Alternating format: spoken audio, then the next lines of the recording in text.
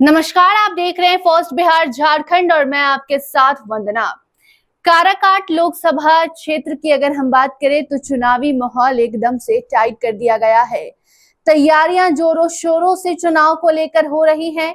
एक तरफ जहां आज मुख्यमंत्री नीतीश कुमार काराकाट लोकसभा क्षेत्र में पहुंचे हैं और वहां जनसभा को संबोधित कर रहे हैं, अपनी प्रत्याशी के लिए वोट मांग रहे हैं उपेंद्र कुशवाहा।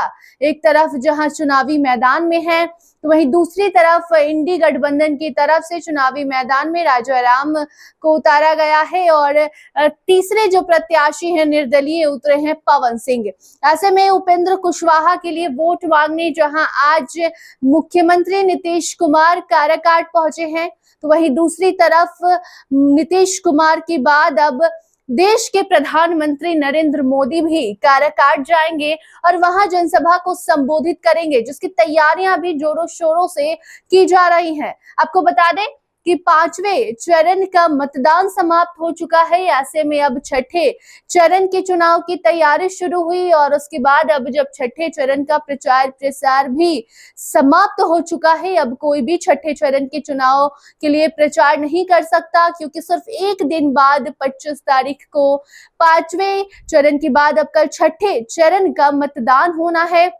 ऐसे में अब सबकी निगाहें अगर कहीं टिकी है तो वो है 7वें और आखिरी चरण के मतदान पर। 7वें चरण की बात की जाए तो 1 जून को मतदान होना है, जिसमें से काराकाट लोकसभा क्षेत्र भी उसमें शामिल है।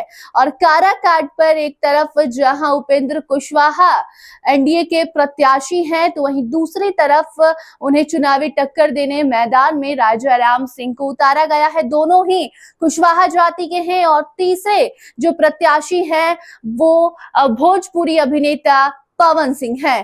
पवन सिंह और राजाराम के साथ साथ उपेंद्र कुशवाहा जो है वो चुनावी मैदान में है। ऐसे में दो जाति की अगर प्रत्याशी चुनावी मैदान में है तो खेल और भी ज्यादा मजेदार हो जाता है।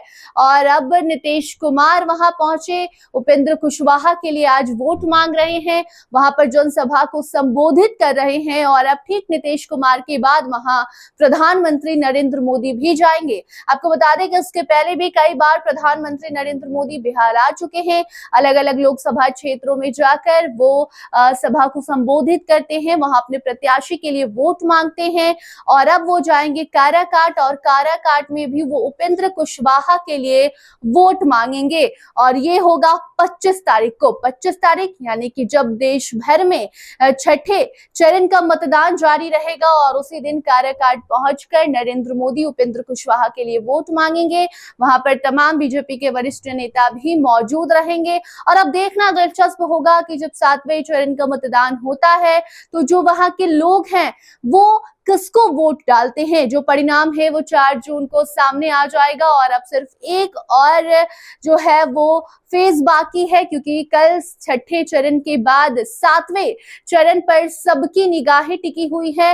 वैसे भी एनडीए पहले ही साफ कर चुकी है कि 5वें चरण के बाद ही वो 400 पार कर चुकी है, लेकिन बावजूद इसके अपने प्रत्याशी के लिए वो जगह जगह जा रही है। खासकर देश के प्रधानमंत्री नरेंद्र मोदी बार बार बिहार आ रहे हैं और अब उनका ये 8वां दौरा होने वाला है, जिसमें वो काराकाट जाएंगे और वहां पर वो अपने प्रत्याशी उपेंद्र कुशवाहा के लिए वोट मांगेंगे। वो तस्वीरें भी आप तक हम जरूर पहुंचाएंगे। तमाम खबरों से जुड़े रहने के लिए देखते रहिए फर्स्ट बिहार झारखंड। धन्यवाद। पनोरमा ग्रुप, जो सोचता है वो करता है, आपके अपने सपनों का आशियाना। ये लो, मुंह मीठा करो। आज मैंने अपना जॉब छोड़ दिया, अब हम पूर्णिया वापस जाएंगे। जॉब छोड़ दिया है? मतलब ये घर कैसे चलेगा? हम करेंगे क्या? और माँ बाबूजी क्या बोलेंगे? इसलिए मैं एक और मिठाई का डब्बा लाया। अपने बिजनेस के लिए लोन अप्रूव हो गया।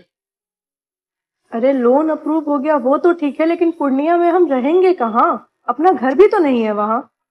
इसलिए तो एक और मिठाई का डब्बा अलग से लाया हूं। हमने पूर्णिया में घर ले लिया है, पूर्णिया के ई होम्स पैनोरमा में। पूर्णिया में पैनोरमा ग्रुप लेकर आए हैं ई होम्स पैनोरमा। बड़ा घर, आलीशान जिंदगी और अत्याधुनिक सुविधाओं के संग। अरे अरे, अब क्यों मुंह मीठा करवा रही हो? क्योंकि हम घर वापसी जो कर रहे हैं। घर वापसी की खुशी पूर्णिया में ई होम्स पैनोरामा के संग। E Homes Panorama, luxurious lifestyle redefined.